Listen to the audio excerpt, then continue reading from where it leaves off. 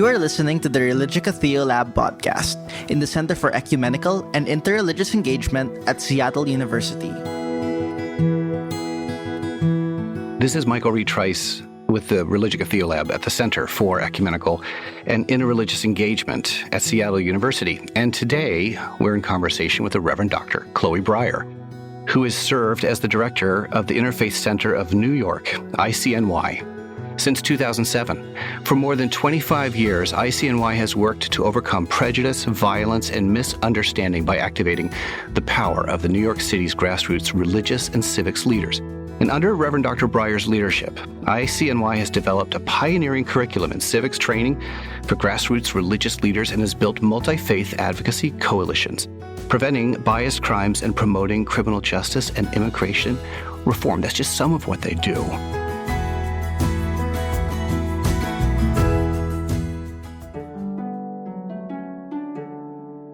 I was thinking of Simon Sinek's work in 2009. It's a book. It's in its 35th printing, so it's popular. But it notes that every great leader inspires everyone to take action by starting with why.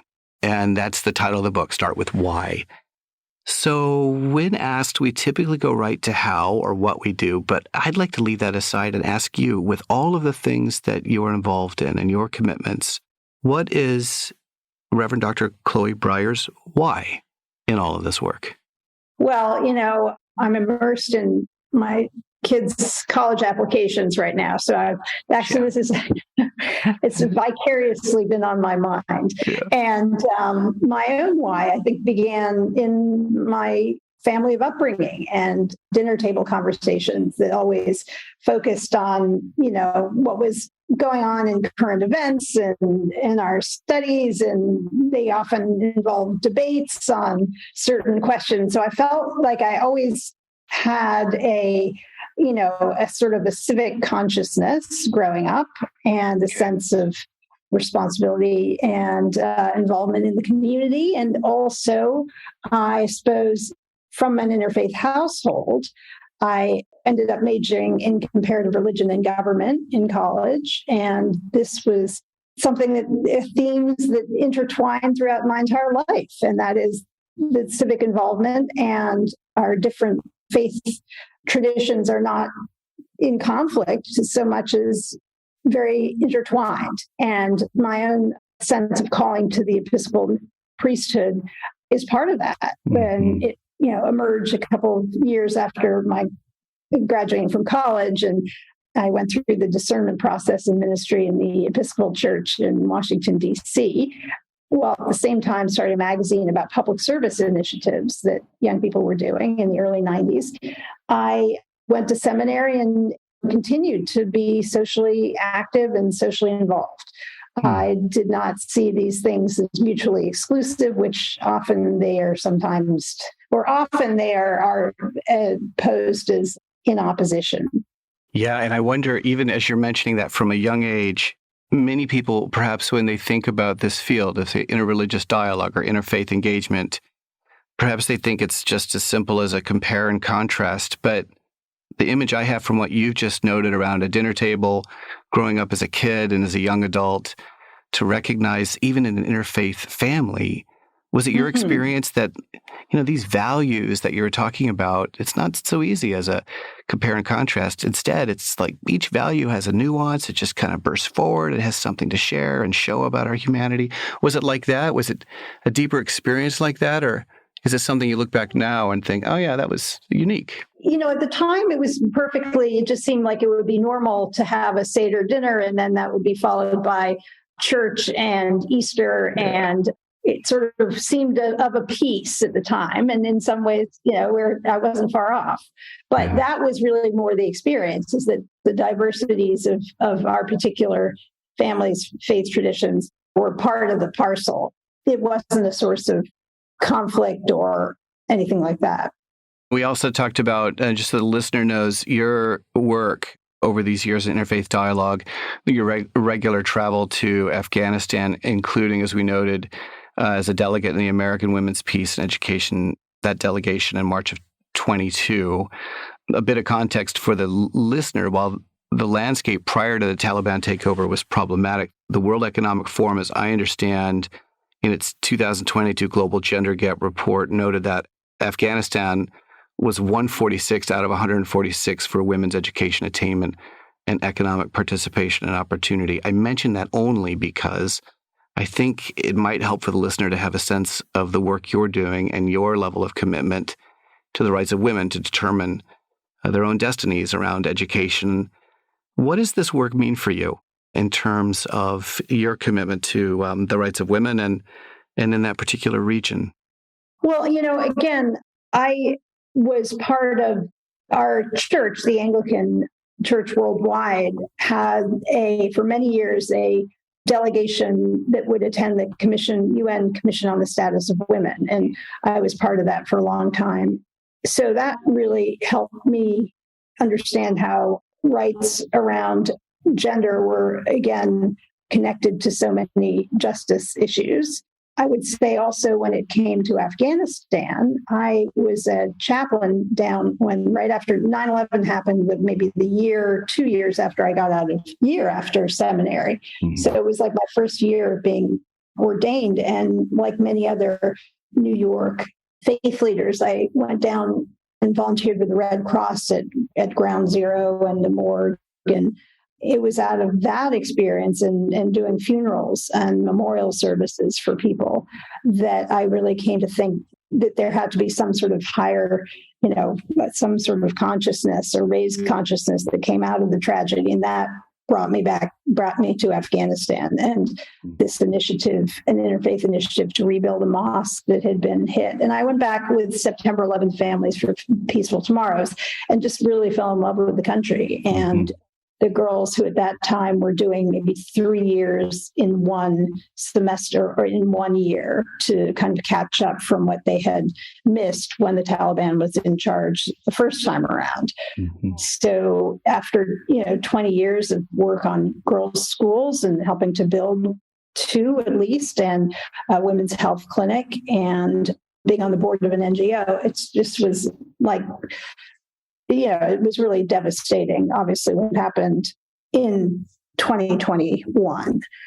So that was what prompted me to join some other women from, Masuda Sultan and Freeze to a couple of the founders of Women for Afghan Women and other folks who have been involved for decades in Afghanistan to go back. And we'd hoped it would be timed with girls going back to school in March.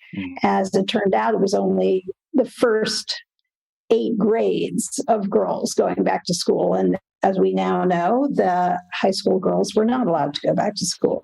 And there's stories or images of those girls turning around and having to walk back home. And anyone with a heart for empathy can imagine how devastating that was for those girls and young women who were planning on the next step for their lives.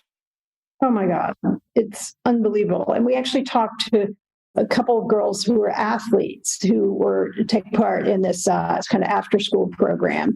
And they had one was like a national track, star. Another was a volleyball player. And they just described their lives and how difficult it is. The only community they had were these in this, after school program, which most girls didn't have at all. So it's just, it's pretty extraordinary and very depressing. But the women there are those who are remaining.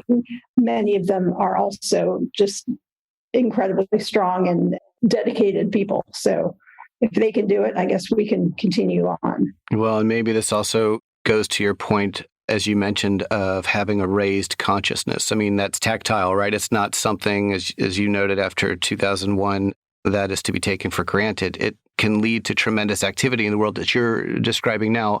And I wonder if that was also, in terms of your own raised consciousness, something that was active in your decision in 2007 to accept the leadership of the Interfaith Center for New York. Yeah, it was a great opportunity that my predecessor, the Very Reverend James Parks Morton, who was Dean of the Cathedral of St. John the Divine for 25 years and started the Interfaith Center. And he really had a vision before Interfaith was kind of on the map that this was an important thing for the city of New York. And I would say, having joined in 2007, I'm now in my 15th year, I just would underscore how critical cooperative work among grassroots faith leaders is just for the health of our civil society. There's really nothing like it. And it's a way into our diversity as a city that allows us to participate and to feel like we're part of a common, no matter where we are, where we're from, our interfaith work makes our city richer and more meaningful. Is there a sense you also have in the greater kind of context of New York that what you just noted is true for the city, but it's also true as a model for other cities in the United States and indeed also throughout the world? Like there's a lot happening there that won't be precisely duplicated elsewhere, but the fabric of what's held in common, how dialogue can happen, the kinds of conversations around civic unrest, the way we can kind of find resolve and commonality. There's a lot that can be modeled and can be picked up in other places by trial. What are your thoughts on that in terms of that sense of social responsibility that transcends the city?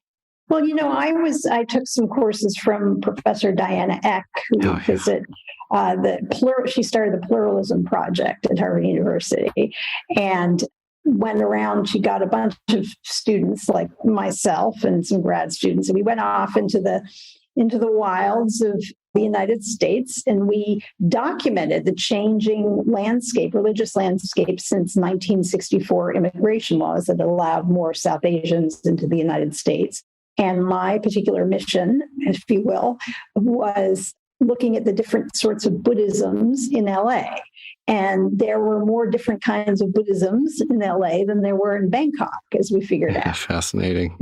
Everything, everyone, like Caucasian, Thai, Vietnamese, people from Laos, Cambodia, you name it. Anyway, so what she came up with this really wonderful sense that, the modern city has to have something that holds it together other than like the mall, or in our case, the virtual mall. Like there has to be something beyond. We're not at the stage where cathedrals, which used to hold the center of many European cities, or the mosque in predominantly Islamic countries, because we are now such a religiously diverse country.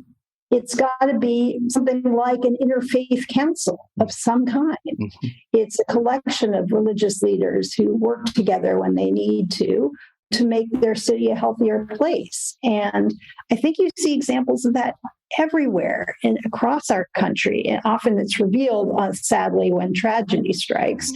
But it's there, and it's one of the underpinnings of what hold our urban centers together, along with libraries and City Hall. But the Interfaith Council is a kind of central, location of gravity around which our cities revolve. And that's certainly true in New York. That's what the Interfaith Center, what we do. One of the programs you also have at the Interfaith Center, I want to make sure the listener gets some sense of it, and perhaps even a story from this institute that stays with you that you think is just generative or exemplary of the work that gets done. But the Religious Worlds of New York Summer Institute that's run through ICNY, how many years has that been happening? And what do you see as a kind of story of success through there that really exemplifies the things you've already been identifying in terms of the collaboration that can happen in local contexts? Yeah, this is a wonderful program that has been offered. We've done it about 5 times, I think, through usually every other year, in partnership with the National Endowment for the Humanities that supports it, and Union Theological Seminary, where people stay. And my colleague, Dr. Henry Goldschmidt, will set up 3 weeks of curriculum development and teaching, like how do you teach educators, public, private, and parochial school teachers from all around the country, how to teach religion. These are not all religion classes. Some of them are anthropology or are global politics. How do you integrate the study of lived religion into curriculum? And if you're a public schools teacher, how do you do so without violating the division between church and state, or what's left of it. All right. That leads us into an entirely different conversation, doesn't it? Yeah. But anyway, so the point is that, so we'll have panels of different religious leaders. And then my colleague will take these teachers on school buses around New York City, and we'll go to the Ganesh temple, which is this huge temple that you think that you're actually in India when you step foot in it in Queens. Best South Indian food canteen in the city, or up to the Bronx, Our Lady of Lourdes, the grotto there, and Ganesh temple. I mentioned the temple, but the mosques and so forth. So it's a way for people to kind of get a sense of how would you do a site visit. Mm-hmm. It was so interesting because we had one educator who was who taught on an army base in South Carolina, and I think this was like during the Trump time. Yeah. And she was like going back to her army base to teach about, Islam and places where there's much more sort of fear and prejudice than in New York. And she was taking those lessons back to teach the kids of members of our armed forces. So that was pretty interesting. That's really interesting. As you were speaking, I was also thinking of the year that you began, I believe is the fall of 2007, when 138 imams released that global letter to Christian leaders, a common word between us and you. You remember that? I do. And we had a 5-year project based on that, on a common word, because the GHR Foundation, which was the same foundation that funded a common word between us, gave us some money to do service partnerships between Catholics and Muslims in the Bronx, Manhattan, and Staten Island. And the stuff that people came up with was amazing. In the Bronx, there was a soup kitchen that was run by a mosque that we had all these Catholic volunteers. Then together they kind of did soliciting the census. They were volunteer census workers because they realized the reason, the Bronx has the lowest participation rate and the highest poverty rate of anywhere in the country. And they realized if they wanted to have more food security, they needed to get counted. And this is stuff that people came up with together. And, and we worked together on immigration. And then in Staten Island, the kids cleaned each other's houses of worship. And we had some families that didn't want their kids to go to a mosque, but then eventually they changed their mind. And, so it was really cool stuff, actually. Well, and this, back to your earlier point about raising consciousness, that just stays with me as well, because I think the examples you're illustrating here reveal how raising consciousness also leads toward creativity and creative outlets.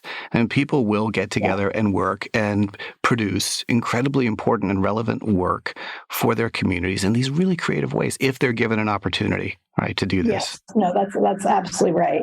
And actually, and what this program to educate teachers on religious diversity has kind of spun off to do the same for, not quite as involved, but for social workers, for example, for law students. We have a partnership with New York Law School that educates law students on religious diversity, and the NYPD. And we've had this video that they've used for many years, but it hasn't been mandatory, about the religious diversity of New York. And we're just now finishing up a set of 7 fact sheets about 7 big faith traditions in New York that they're going to they will sign. They'll become mandatory reading along with the renewed version of the video. And this is great because police have so much power to kind of lead the rest of the population in what is scary and what is not scary. And if the police are buying into, for example, the post 9/11 stereotypes about Muslims and terrorism and so forth, then everyone else is going to as well. And so it became really important for us to try to dispel. And I think there has been a big move, actually, for the positives. We've gone through 2 commissioners since 9/11, 3 commissioners, actually, 2 mayors. And now there's 1,000 members of the Muslim officers association. There's a sick officers association. They can there's prayers that happen in one police plaza. Like the diversity of the NYPD is it's really, changed. And I think there's a kind of sense of awareness there that there certainly wasn't for a while. One of the things that I notice in our work here on the other side of the coast, but I think it's relevant and true and shared in the sinews of this work across the country and in the world, is perhaps beyond the why in terms of the so what factor. Like, so what? Why does all this matter? Why are we doing this? And perhaps in the end, it's not about the kind of technical or even adaptive changes. It's about transformation, I think, as you're describing it. I mean, it's about transformed relationships, transformed heart and mind, leads to transformed structures, transformed perceptions and policies that create a better world. But I want to ask you this next question as well, when it doesn't go so well. And it reminds me of a bestseller by Susan Scott called Fierce Conversations, where she says part of our problem today is we have to come out from behind ourselves and make room for conversations that get real in society. So let's talk about the other side of this equation today, because the other aspect or the other side of something you've also alluded to is what's not going well. The rise of populist movements in the country, of identity, religious-specific nationalist movements like white Christian nationalism. We can name more, but we seem to be hiding perhaps from ourselves, from one another. I might be a form of societal cowardice for hard conversations masquerading as a kind of strength. What are we hiding from in these movements, do you think? And what do we need to get real about? And what concerns you most about this today? I have to say that I do think that just the technology of our communication has outpaced our kind of moral sense of how and why we communicate. I think that the kind of all the things that the film, the social, what was the name of that film that was like about why social media is so bad? I can't recall. I do. I just can't recall the title either. But there are a number of these out there, right, that are helping describe the context of what you're describing, how we're getting outstripped by the media that defines the message, right? Yeah. Right. And just that it's really the profit motive that is governing our public discourse in the form of having these large tech companies primarily put in front of them what is profitable versus what is right. And, the rules that for centuries, but for years have kind of governed discourse in our public square and what constitutes fair discourse, what constitutes dangerous discourse. We had a whole years of court decisions and legislation to kind of hash that out. And suddenly I feel like it's all gone to the winds because there's this technology that people don't understand that we're all addicted to and that thrives on conflict. Yeah.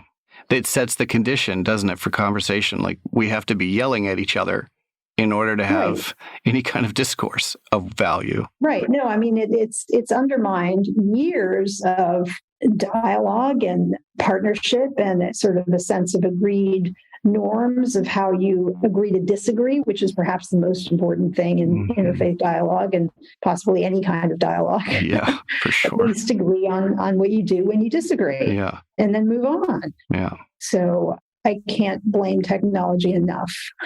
Maybe it also does something else that is so distracting is it doesn't allow us, we lose our capacity, or maybe it diminishes our capacity to get out of our own emotional wake. Like someone may say something that really upsets me, but it's not their problem that that's taken place. Like I have a moral responsibility to get out of my own emotional way in those moments, don't I? I mean, I have to stay in the conversation. There's lots that doesn't please us in the world. Well, welcome to the real world, I suppose. But we've kind of become much more, maybe thinned out a little bit in terms of our capacity to differ in the way you're describing. So, a question about the commons.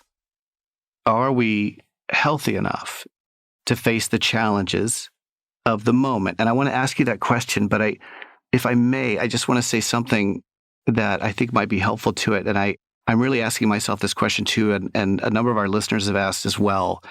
To your last point, there seemed to be an optimism, and people like Kofi Annan, even as late as 2013, they would look out at what Henry Mintzberg called the plural sector. Like, just give it enough time, Those people who aren't owned by the private sector or the public are going to rise up in this movement. They're going to face the big moral challenges of the moment, like climate destruction and other things, and we're going to take this back ourselves. It seems like that hope is not materializing in the way that some of those leaders thought. That's one way of putting it. I'm not naturally a skeptic. I'm just wondering where those voices are in a field like you, where there's lots of engaged energy. There's lots of raised consciousness. I don't want to diminish that. Okay, to the question, what's the strength of the commons? What do you think? Well, I sometimes go on long drives up to visit family or what have you. And I spent about 6 months listening to Nelson Mandela's autobiography, Long Walk to Freedom. And it was a long book to listen to, too. But it was amazing in terms of what it showed about his unbelievable focus, like his focus over decades, and his faith that he was going in the right direction despite every indicator to the contrary. And I think you got the first 16 hours of this audiobook were, him growing up and the Ravona trials and, getting thrown and whatever. Not until the middle, hour number 17, did he enter, Robben Island. And that was in his 50s. And what was so extraordinary was that once he got to Robben Island, he completely shifted his framework to actually address the injustices on the island. He didn't try to run, it seems like he didn't try to run the anti-apartheid movement from prison in the way that you might be able to do these days with online communication. But he really focused on it took him 3 years to get them to stop making him wear shorts, because the Africans had to wear shorts and the Indians had to wear long pants, but or change the food. That was a 5-year struggle, so, and it's it just is a reminder of how much patience and how we have to claim these tiny victories, not that they are an end to themselves, but that they're real. And, we know what happened when he got out of prison 25 years later, is the world changed, and he was part of it. So it just was I think it's a great reminder for people, for all of us who feel somewhat hopeless, listening to the news or what have you. We're in it for the long game. We have no other option. And we've got to take the victories that we can. And that doesn't necessarily mean one has to be a kind of terminal optimist. That's not what it's about. I hear you saying there's a difference between, say, hope and optimism. There's this kind of generative hope that just can't be extinguished in the way that Nelson Mandela apparently did not allow it to be extinguished. And in all of the kinds of leaders that we might identify who have inspired over the generations, as you're describing. Who's the leader who stands out most for you, that inspires your work going forward? Yeah, I have to say that some of these women right now in Iran, just the courage that they are showing by making these unfathomable acts of bravery, and that they are putting themselves at huge risk to do this, but are also articulating a new wave of a kind of popular resistance that's been going on in Iran for 40 years. And it is the next chapter, and God willing, it'll be the chapter that, makes a difference in terms of the regime. And if it doesn't, then the next one will, I am so inspired by them. Yeah, obviously. Would you say that there's something that any society watching this unfold right now could learn? There were 3 things or 3 values, and you were around that dinner table that you described growing up as other kids are today with their parents and having perhaps similar kinds of conversations. Courage as a transferable value that all of us could learn from if we're watching this. I might add resiliency, and the fact that resiliency isn't a singular option. It requires all of us. It's it's sinewed between us. It requires community. It searches for others. It needs company. What might be No, that's totally correct. And I think also, one thing that is it's not as apparent right now because we don't know exactly what's going on over there. But the degree of strategy that people like Mandela and King were able to engage in, and also in the women's movement too. I mean, Gloria Steinem and everybody who was part of that first wave of mostly white feminism, but not entirely. And the strategic decisions that they made about how to kind of move the movement. I think that maybe we've seen like a lot of popular uprisings happen quite quickly around the world, again, by virtue of a lot of the new, of social media. But the ones that are hopefully going to make a difference are those that will have a degree of strategizing around them as well. So I think that's still unfolding in the case of Iran. So we've talked a lot about different ways in which consciousness is raised in terms of our work, your directorship, for instance, in ICNY, and also the programs therein, and the ways in which, the so what factor for transformation can lead to all kinds of creative output that, just given a chance, people will engage. And even the question of what are the values that should be shaping us, as you've just described examples from Iran and women leading there as well as in Afghanistan. When we have a discussion about the commons, it leads also to this other discussion around the health and vibrancy of our current democracy and what's happening today in the kind of tendrils of democracy that make it feel as though there's a brittleness. Lots of people are talking about this, but I'd really like to hear, and I know the listener would benefit greatly from getting your sense of what's transpiring in democracy today, in our democracy, and what do you see as both what's most worrying and also, in addition, what we need to know that could be, potentially hopeful in a similar way as you just described about the value of courage. That's a great question. I can, again, answer from my perspective in New York and our work in interfaith dialogue and interfaith partnerships. And just, one example that comes to mind was that for 10 years, many members of Muslim communities were pushing for 2 Eids to be holidays in New York public schools.